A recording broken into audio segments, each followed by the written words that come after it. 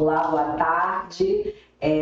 Sejam muito bem-vindos ao nosso primeiro Pode Ensinar, onde a conversa é séria sobre escola de um jeito que todos conseguem compreender. Iremos falar hoje no nosso primeiro episódio do poder dos sons e o que é a instrução fônica. Eu sou a Andreia e hoje vamos abrir a caixa preta de um dos temas mais comentados, debatidos e às vezes incompreendido da educação, a instrução fônica. Para nos ajudar a entender se isso é um método antigo, uma novidade ou pura ciência, trouxemos hoje a professora Keila Gonçalves, do estado de Goiás, que faz parte da equipe de formadoras do programa PAIC Pro Alfa, que é especialista nesse assunto. Trouxemos também a professora Silvani, que também é formadora do programa, representando a Secretaria Municipal de Educação aqui de Paraná, e a professora Joelisa, professora aqui da nossa escola, que vai representar toda a equipe pedagógica hoje aqui com a gente. Sejam muito bem-vindos. A gente tem também ali atrás das câmeras o nosso vice-diretor Luan. Luan está ali escondidinho, mas está com a gente também. Sejam todos muito bem-vindos. Obrigada nesse nosso primeiro podcast, que a gente não imaginava que estaríamos com uma sumidade para falar sobre educação. Eu fico muito feliz com todo esse zelo, esse cuidado de vocês. Eu acho que é importante. Não sou tanta sumidade assim, só sou uma pessoa que estudo muito, gosto de falar sobre alfabetização e acredito no potencial do professor alfabetizador e principalmente uma equipe gestora que tem esse olhar todo no pedagógico. Isso faz uma diferença, então quero já de antemão já te dar os parabéns por essa iniciativa de toda a sua equipe. Dizer que estou muito feliz, viu? Por estar aqui com a Silvani, com essa professora que está com a gente sempre nas formações. Muito obrigada mesmo pelo convite. E vocês, meninas? Também quero agradecer, né, por estar aqui nessa mesa, né, tão seleta.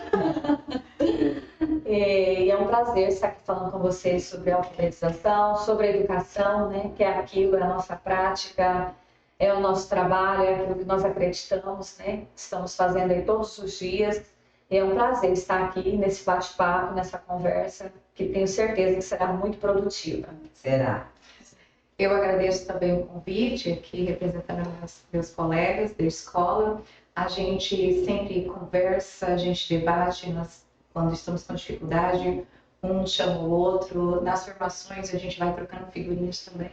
E estar aqui na mesa e poder conhecer, saber mais ainda sobre a alfabetização com a Keila, com a Silvani, isso tá maravilhoso. Joelisa, meio que o convite foi meio que mais imposição do que convite, mas muito obrigada por estar com a gente também, Joelisa. Que bom. Então, para iniciar, para começar do começo, Keila, explique para a gente o que é a instrução fônica. Esse é um termo que trago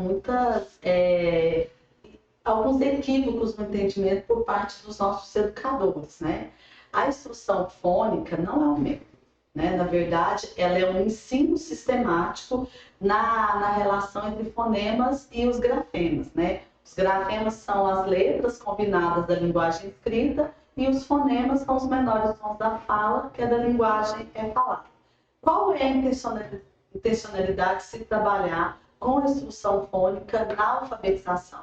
Exatamente potencializar as nossas crianças, os nossos estudantes, a decodificar as palavras desconhecidas e, com isso, automatizar o reconhecimento de palavras conhecidas por eles.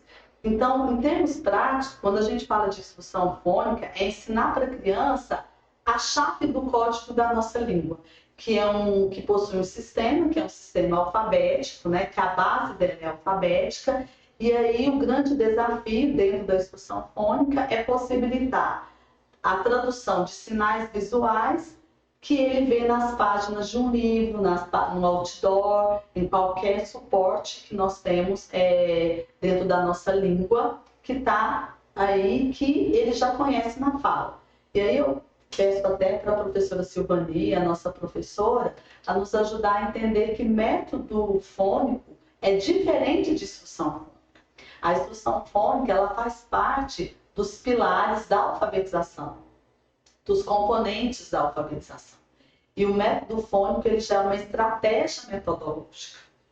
Então, a instrução fônica faz parte disso. Essa confusão de instrução fônica e método fônico, ela tem assim, a gente conversa com os colegas e acham que é a mesma coisa.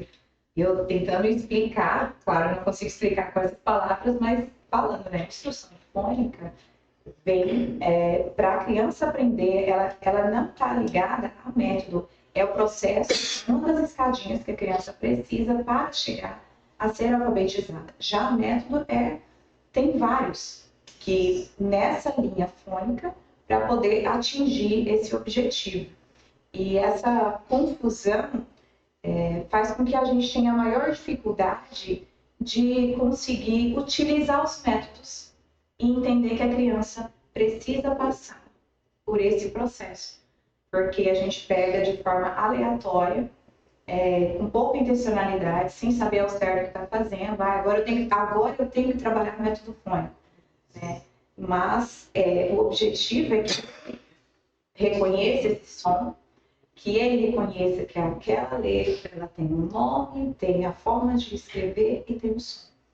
Né? Então, isso, quando a gente passa a saber, passa a diferenciar, a gente consegue ter uma intencionalidade e perceber que a criança precisa desses 3 pontos para conseguir dar prosseguimento ali na alfabetização. Eu serei bem franca, assim, falar que ontem, quando nós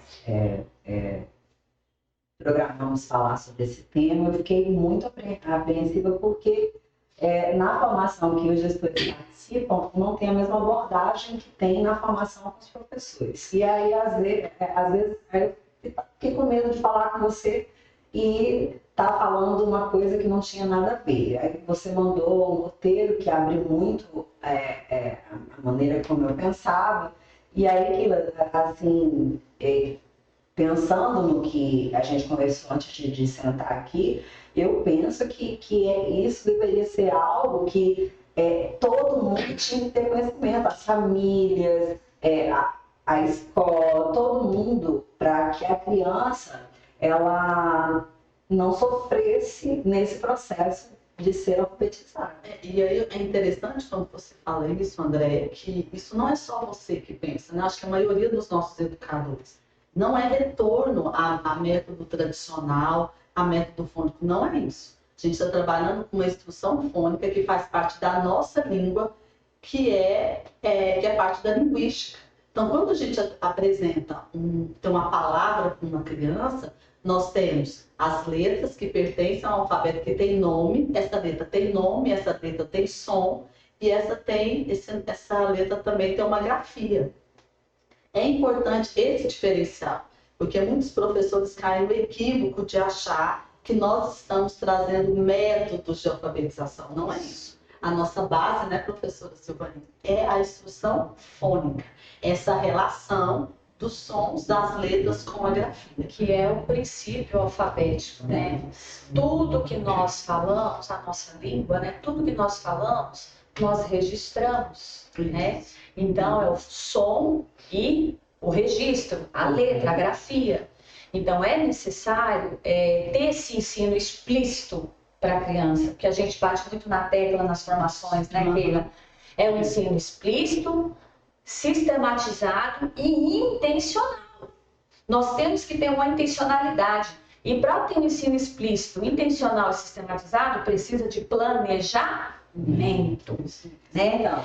Vencida também, André, essa etapa da instrução fônica, o meu aluno se apropriou já do SEA, do Sistema de Escrita Alfabético, eu não vou ficar mais ensinando som de letra para ele. Eu vou desafiá-lo. Né? Então, são processos que nós precisamos estar trabalhando para que o nosso aluno aprenda a ler e depois ler para aprender. Excelente observação. Então, assim, eu, assim como acho que muitas pessoas pensavam, né, que como eu fui alfabetizada na década de 80. Que era aquela maneira B com A, Bá, B com E, Bé. Então a gente, quando fala, né, em fônico, eu imaginava que seria retornar isso, né? E daí vem uma pergunta também, né? Que a senhora já explicou que não é isso. Então, o conceito não tem nada a ver com a maneira que se alfabetizava na década de 80 e na década de 90. E aí vem a minha pergunta, que também é uma dúvida de pais e professores. A instrução fônica é a mesma coisa que método silábico da cartilha? A senhora está falando que não, mas também é decorar o alfabeto? Agora, eu também gostaria de fazer pontuar algo, porque assim, nem todo mundo, né, eu estou falando em relação à família, chega na academia, chega lá na universidade, e às vezes esses termos técnicos fica difícil para pessoas compreender, até, né? Se a gente não tem como a gente pensar, ou se já existe pessoas pensando em fazer essa sua fala ficar mais fácil de ser compreendida por pessoas que têm menos instrução. Eu acho que esse é um cuidado, né? Até por conta dos pais das escolas e de alguns professores que foram formados nessa época. Então, eu acho que primeiro é deixar muito claro que a instrução fônica, o trabalho com a instrução fônica, não tem nada a ver com o método silábico. Quando a gente trabalhava aqui, B com E é PE, com B com A é BA. Não é essa a intencionalidade. A instrução fônica, ela parte da unidade menor, né, que é da língua, que é o som da fala. Então, estudar esse fonema, isolar esse fonema, é muito baseado na ciência cognitiva da leitura. A transposição desse fonema. Isso, a transposição desse fonema. Porque quando a gente vai fazer a leitura, vamos pensar, a criança vai ler a palavra pipoca. Ela não lê o nome da letra, P-I-P-O-C-A. Ela não lê, é o som da letra, que é o P-I-O-A. Então, pipoca. Então, é o som da letra que é feita a leitura. E isso tem mais lógica para a criança, certo? Isso o entendimento da criança é mais fácil nesse sentido. Como a professora elas colocaram, a nossa intenção é que a criança compreenda a lógica do sistema de escrita alfabética. E para isso, ela precisa entender que as letras têm sons. A gente não vai dizer que o A é o A da Belinha. Porque quando a gente pega a letra A, ela tem dois sons. A e An. Como é que eu explico a Andréia e o Antônio na escola? Então, a letra é a mesma, mas o som é diferente. E isso ajuda a criança a entender que não é A só de abelhinha, ou que o E é só do elefante, mas a gente tem a escada, o elefante. Então, é realmente essa relação do som com a grafia, do som com o grafema. É desafiador? Porque o nosso pedagogo hoje, que são os nossos professores alfabetizadores, nós não temos linguística na grade do curso de pedagogia. Então, a gente precisa também entender de linguística. Só isso vai resolver o problema da alfabetização? Não. Isso vai ajudar na sistematização do cérebro. Mas nós temos a consciência que precisa de outras coisas que precisam ser implementadas, que é o trabalho com gêneros textuais. Eu acho que isso faz uma diferença, né, professora? E também, Keila, ressaltando, né, que essa abordagem que o programa traz sobre a alfabetização, né, o programa ProAlphaBike, está dentro, né, das diretrizes nacionais. A instrução fônica, né, nós encontramos ela lá no Decreto da Política Nacional de Alfabetização, dentro do PNA, né? Então, é uma diretriz nacional, a instrução fônica, e esse trabalho que nós realizamos nas formações, né, com os professores, e sempre batendo nessa tecla mesmo, né, de trabalhar dentro de um ensino explícito, que a instrução fônica traz muito isso, né, carregada de sentido, da questão de ser explícito, né, do planejamento intencional, não é ali fazer um jogo só, o jogo pelo jogo, mas tem que ter uma intervenção pedagógica, né, tem que ter uma intencionalidade ali naquele objetivo que você quer atingir com a criança, certo? Então, assim, é toda uma diretriz, né, que o programa segue, que é pautado né, toda uma diretriz da nossa Política Nacional de Alfabetização, nosso PNA de 2018. E é importante a gente destacar a própria PNCC, né, que ela se Também. materializou no RCRO, que é o documento curricular do Estado de Nós Rondônia. temos as orientações curriculares Quando do a Paraná gente também. nós temos na língua portuguesa as 4 práticas de linguagem, aonde que essa instrução fônica ela se materializa? Dentro da parte da linguística, que nós temos 4 práticas, que é a análise linguística, a leitura, a escrita / produção de texto e a oralidade. Como é que isso se materializa? Se nós pegarmos as habilidades previstas dentro da análise linguística, fala dessa relação letra-som. Como é que eu ensino isso? Falando o nome dos sons, mas não de uma forma mecânica, mas ensinando a lógica desse som. E aí a gente tem hoje no Brasil o Compromisso Nacional Criança Alfabetizada, que é o CNCA. A partir deles são estruturados programas de alfabetização. No estado de Rondônia, nós temos o PAIC barra Pro-Alfa. Né? Em outros estados nós temos o Alfabetiza Mato Grosso, o Alfabetiza Tchê, que é no Rio Grande do Sul. Em Goiás nós temos o Alfa Mais Goiás. Um regime de colaboração, né? Um regime de colaboração é que faz toda essa diferença. Então, quando a gente propõe o trabalho da instrução fônica, está também pautado nas orientações do que diz as nossas habilidades dentro da análise linguística. Mas ouvindo você, que me permite chamar de você, seria essencial que os cursos de pedagogia incluíssem na grade linguística, né? A formação inicial, né? Porque, ouvindo você falar, está totalmente voltado para essa área. Aí, então, que eu pude entender que não é só decorar e entender o código. Puxando nesse gancho, então, é ciência, né? Então, o que a neurociência diz sobre isso? O cérebro humano, ele nasceu programado para ler? Não, na verdade, se a gente pegar o gancho da neurociência, o que ela vai dizer para a gente? Que essa é a grande virada da chave. O nosso cérebro, ele nasceu programado para falar, certo? Porque a questão de apropriar-se de uma língua, de um sistema de escrita, isso é cultural, certo? Eu tenho um sistema de escrita lá no Japão, eu tenho um sistema de escrita em outros países, e no nosso país ele é o alfabético. Então, a falha ela é natural, ela começa por imersão. Eu posso colocar um grupo de crianças, entre elas, eu não preciso ensinar ninguém a falar. Agora fala oi, agora fala isso. Não. Se você estiver imersa com esse grupo, a fala ela é natural, ela vai acontecer. O que é diferente de um sistema de escrita alfabética. Não é só estar em contato com o texto que a criança vai aprender a ler e escrever.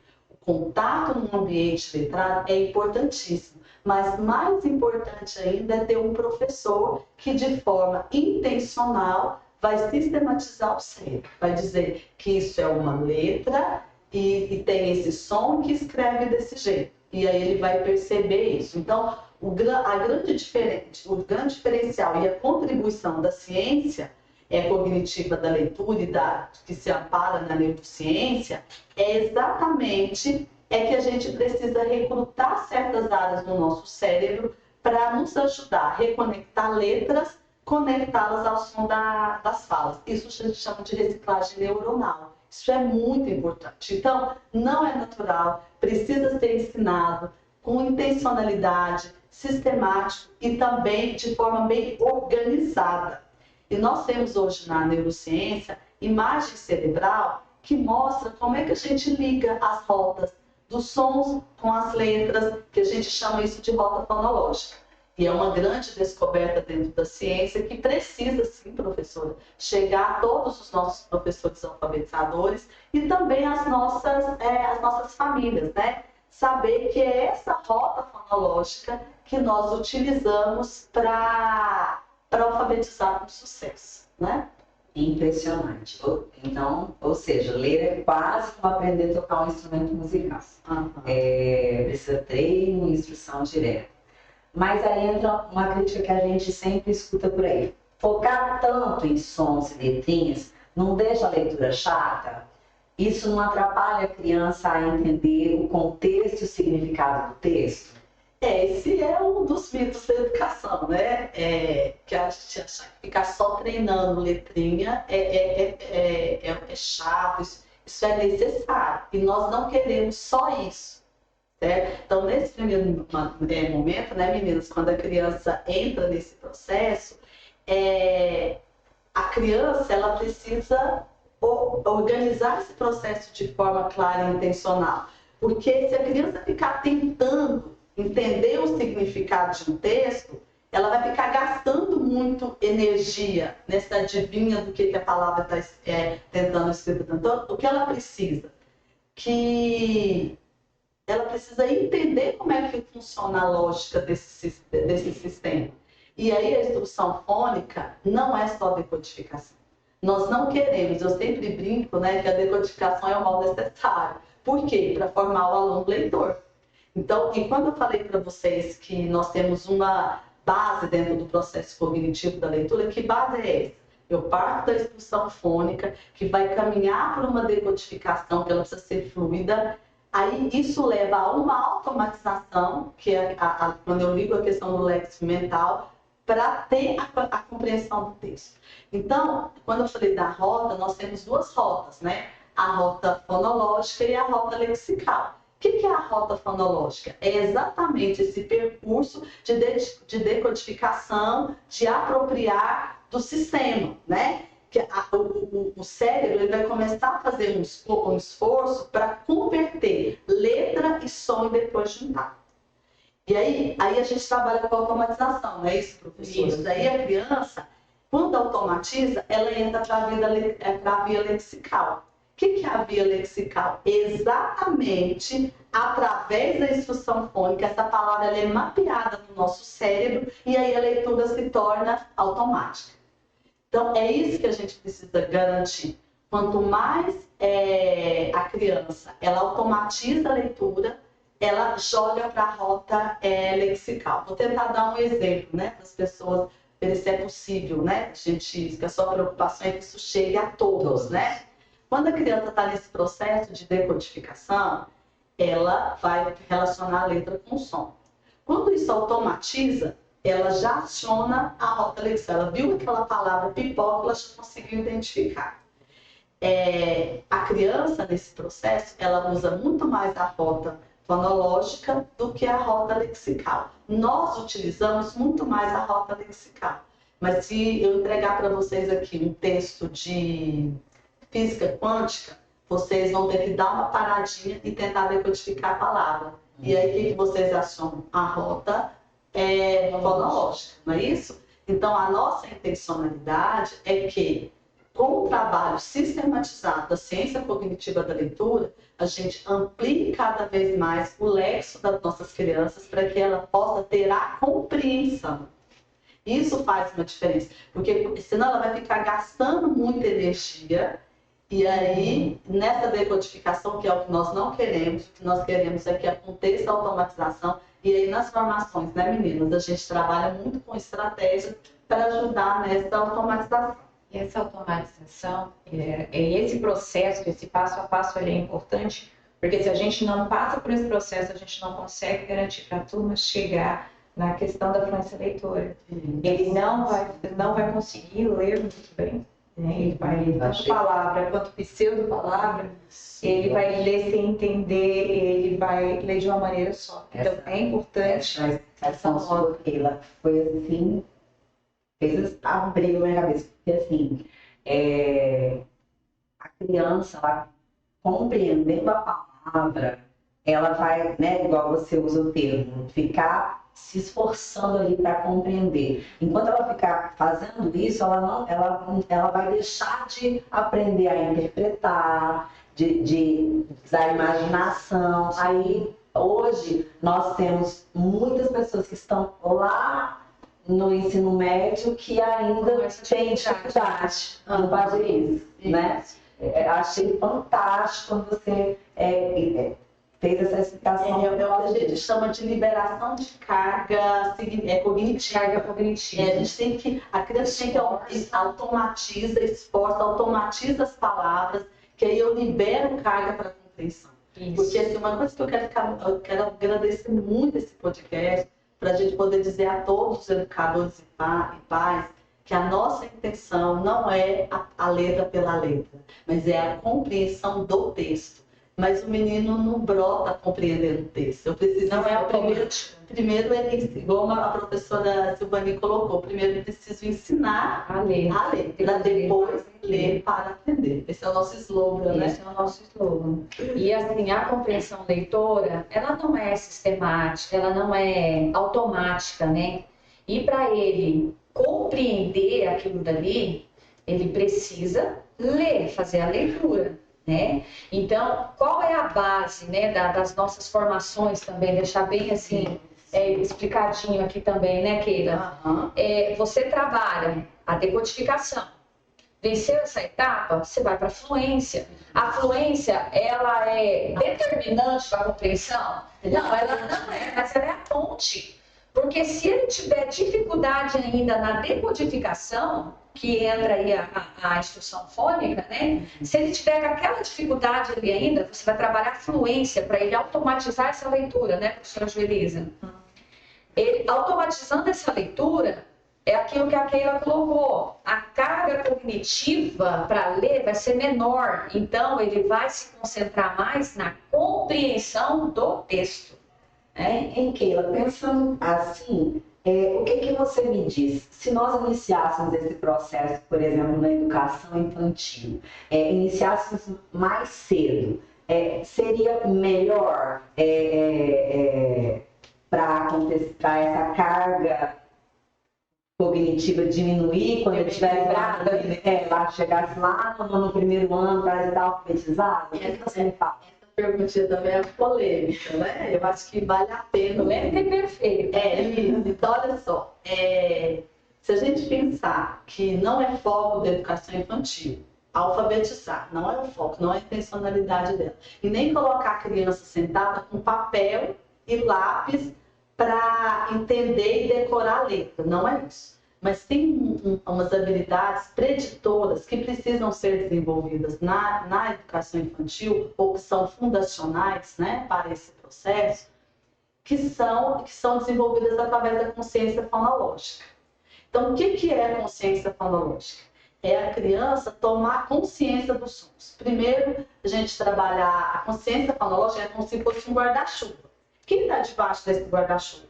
Rimas e aliterações, consciência de palavras, consciência de sílabas e consciência fonêmica. O que desse guarda-chuva é responsabilidade da educação infantil, que são as habilidades fundacionais ou preditoras, né? A discriminação auditiva, rimas e aliterações, o conhecimento de sílabas e palavras. A consciência fonêmica, que é a base, que é o trabalho com a instrução fônica, a gente começa lá no primeiro ano na sistematização. Mas nada impede de dizer para uma criança de pré-escola que o nome dela começa com a letra A, se ela chamar Ana, por exemplo, que ele tem um som de Ana, certo? Isso não vai atrapalhar, muito pelo contrário, vai contribuir, porque o trabalho da educação infantil, com foco na pré-escola, é muito pautado na oralidade. E de novo, a neurociência vai contribuir. Tem um estudo dentro do cérebro das crianças de 4 e 5 anos que são comparado à questão das cordas. É como se a criança fosse uma esponja. Tudo que você possibilita, ela aprende. Então, por que não oferecer mais para essa criança, né? Para ela contribuir? Então, nós temos alguns estudos teóricos que vai dizer de processo de alfabetização. Legalmente, a gente vai começar lá na pré-escola. Por que eu digo legalmente? Porque nós temos o nosso Plano Nacional de Educação que já está sendo reformulado, né, para mais 10 anos, mas ele diz lá que a gente começa esse processo, que eu tenho a obrigatoriedade, todas as redes, de assumir 100% da pré-escola. Então, por isso que eu falo legalmente. Porque posso começar lá na creche? Posso, não tem problema. Mas legalmente a gente começa na pré-escola. E aí a gente começa esse processo de alfabetização com 4 e 5 anos e continua para ele finalizar o término do segundo ano. Eu gostei quando você me perguntou assim, tem hora para começar? Tem hora para começar, mas tem que ter hora para terminar também. Né? Realidade certa, né? Isso. Então, as políticas vão dizer que ao término de um segundo ano, a criança precisa estar alfabetizada. O que é essa alfabetização? Ler, compreender e produzir texto com certa autonomia. E aí dentro daquelas habilidades que são específicas. Eu acho que essa pergunta que você traz, ela é muito pertinente, né? E a base fonológica, ela é a base de tudo. Então, entender a rima, bater palma, contar sílaba, treinar o ouvido para perceber som de fala, isso é trabalho de educação infantil. Nós não estamos dizendo que a educação infantil vai ficar...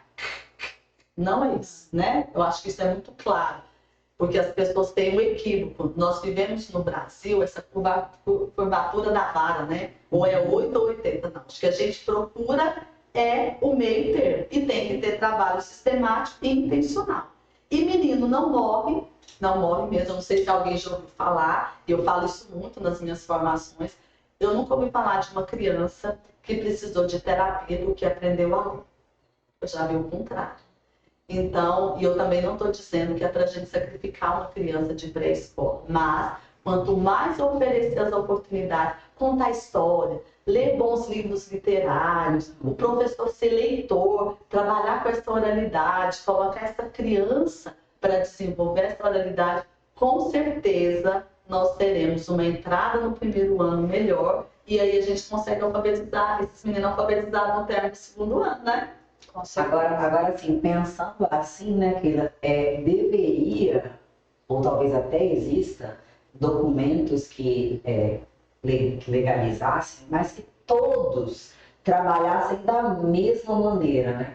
Porque a gente às vezes encontra uma salada, né? Por exemplo, uma criança que vem transferida de um outro estado e que naquele ou até na mesma rede, mas que o professor insiste em não trabalhar como está sendo instruído a trabalhar, né? Então, assim, se todos fizessem, pelo que eu estou entendendo, né, chegasse ao final do segundo ano, a criança, como você falou, tem que ter esse fim, né? Tem que ter o início, mas também tem que ter o fim para ele estar alfabetizado. E aí é onde a gente se frustra, não só a escola, mas também a família, quando a criança continua, né, com essa prosseguindo e ainda está defasada em relação à leitura. Só assim, como você falou sobre a questão de ter esse passo a passo, o prof ele traz esse passo a passo, né? Ele traz o dia a dia, o que deve, a rotina e tem o fluxo semanal, onde explica, tem os cadernos de orientação que explica o que fazer com cada atividade. Isso é bacana quando a gente passa a seguir, você não precisa ficar pensando, nossa, o que eu vou fazer agora? Você não fica perdido, porque dentro do que a turma precisa, você vai acompanhando, você já consegue fazer. Por exemplo, minha turma já está, a maioria está silábica. Ótimo, sílaba com valor, beleza. O que acontece? Eu ainda utilizo o termo silábico. Eu estou na transição. É interessante quando você vai dizer isso, porque nos cursos de pedagogia, a gente só falava da Emília Ferreira, a gente não apresentava uma Linnea Henry, outros estudos teóricos dentro do campo da ciência cognitiva da leitura para ajudar. Então, vamos com calma e a gente vai vamos tirar o chão de ninguém. Vamos tirar o chão de ninguém. Eu identifico, né? Eu não consigo, ainda não aprendo, não decorei, digamos assim, as frases, mas eu lembro, você falou, a alfabética parcial. E aí, nós estamos trabalhando a letra D. Então, essa semana é a semana da letra D. Então, eles estão silábicos. Então, eu vou fazer a intervenção para a turma que está nesse nível, utilizando a letra D. E a partir dali, eles já vão pegando, né, tanto das outras letras que já foram trabalhadas, quanto para as próximas. E isso é interessante, porque eu sabendo da necessidade deles, porque também nós precisamos preencher a ficha, a gente precisa saber todos os meninos da turma, como eles estão, a gente consegue fazer as intervenções. a gente sabendo. E aí é o que você falou. Nossa, se todo mundo estivesse fazendo, então se todos estivessem seguindo a criança já chegaria Usando o material, né, Exatamente. utilizando esse material, que é um recurso também, né? Isso, a criança já vem. Aí eu penso que a formação, a Secretaria de Educação, ela deveria fazer um trabalho mais pesado em cima dos supervisores escolares, para que eles tomassem mais cuidado em relação ao planejamento dos professores, ao plano de aula, para ver se o que está sendo passado para esses professores na formação realmente está sendo aplicado em sala de aula. Né? Eu entendo que tem que, né, às vezes tem escola que ainda que faltam alguns servidores, mas eu acredito que hoje, acho que deve ter algum que não tenha supervisor, sim, mas que nessa formação exigido desse supervisor tomasse mais cuidado em relação a isso. E você traz uma coisa tão interessante que o programa PAI, junto com a Secretaria Municipal de Ji-Paraná e dos outros municípios do estado de Rondônia, eles atentaram a isso e colocaram que na formação dos professores, os supervisores também estejam juntos. Por quê? Para os supervisores também ouvirem o que está sendo orientado para os professores e, a partir disso, acompanhar na sala de aula. Então, isso para mim, eu tenho uma experiência de formação no Brasil todo e eu acredito que aqui em Rondônia está fazendo esse diferencial. E o programa Barra Pai, que ele está pensando junto com os municípios, a olhar para a formação dos professores da pré-escola, primeiro e segundo ano, e também para a equipe gestora. Porque se você não forma o dono da casa, o professor vai chegar com uma proposta, o supervisor pode falar, não sei o que é isso, como é que eu vou apoiar e orientar? É desafiador, gente? Porque não é fácil tirar o supervisor da unidade escolar. Mas que a gente continue com essa parceria aí, tá bom? Olha, eu conversaria com vocês três a tarde inteira. Eu estava morrendo de medo de falar com você ontem, mas infelizmente a gente caminha no final e assim, eu não tenho muito tempo, Keila, porque daqui a alguns minutos a gente abre os portões e vai entrar um monte de criança correndo para as salas de aula e aí vai acabar interferindo no som da gravação desse episódio que para mim foi fantástico. Meu medo não sei porque que eu fiquei sem dormir à noite.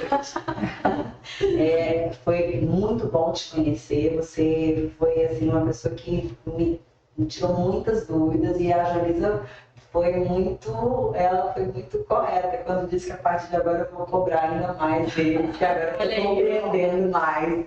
Eu e o Luan, né, Luan, estamos compreendendo mais.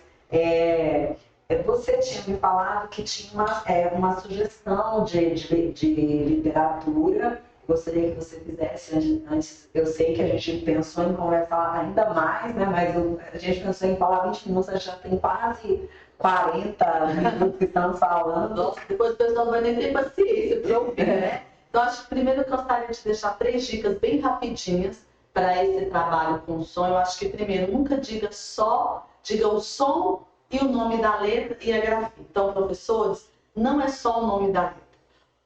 Diga nome, som e o traçado dessa letra, sabe? Então, acho que isso é importante. Uma outra dica também é brincar com os sons, né? Então, falar o som, que som é esse? Para a criança tentar adivinhar do B, né? Para ela começar a fazer essa relação. Uma outra coisa que a gente tem falado muito na formação é a leitura compartilhada com o dedo. Leitura apontada. Então, isso dá tanto para os pais fazerem em casa, ou para o responsável, quanto para os professores, né? Então, parou aqui, lê para mim, que som é esse? O que está acontecendo? Isso é importante. E aí, a gente tem algumas sugestões para dar de leitura, né? Para quem quiser mergulhar isso mais um pouquinho. É a Alfabetização do Século XXI, que é um livro excelente, né? Que ele é como se aprende a ler. E aí a gente tem... que é da professora Regina Maluf e a Cláudia Cardoso Martins que organiza. Tem um livro do professor Renan Sergiano, sou suspeita para falar, que é a alfabetização baseada na ciência cognitiva da leitura. E eu quero fazer um compromisso aqui com vocês já direto. Eu já conversei com o professor Renan Sergiani e ele topou dar uma palavrinha no seu podcast, viu? Ele grava um vídeo, ele coloca.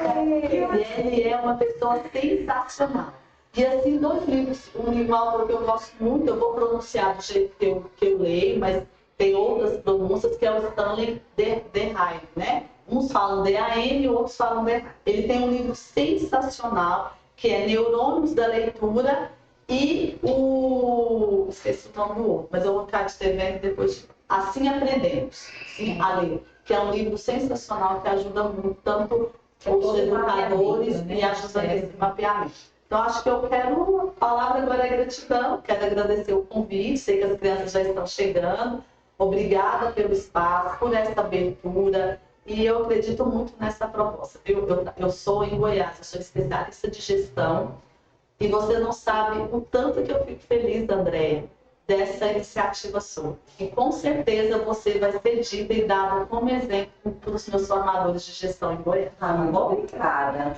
Eu agradeço muito a sua presença, agradeço muito o tanto que você me ensinou hoje, que uma hora falando com você, eu aprendi coisas que, bom, por muito tempo e muita formação eu não havia aprendido. Agradeço você, Silvani, e em nome da Secretaria de Educação, por estarem todos tão empenhados em fazer esse trabalho com os professores da nossa rede. Agradeço a professora Joelisa por ser uma excelente professora e estar representando toda a nossa equipe. Nós trabalhamos na escola muito pequena, mas a gente tem um prazer muito grande, a comunidade é muito presente e a gente está sempre procurando trazer o melhor. Mesmo a gente morando, mesmo a escola estando localizada em um bairro periférico, nós não estamos centralizados, a gente procura oferecer um que há de melhor para nossas crianças. Peço desculpa para quem está ouvindo, que infelizmente aqui é um ambiente escolar e os meninos já chegaram na escola. Então era isso. Para vocês que nos acompanham até aqui, o meu muito obrigada e até o nosso próximo encontro. Muito obrigada a vocês. Nós agradecemos.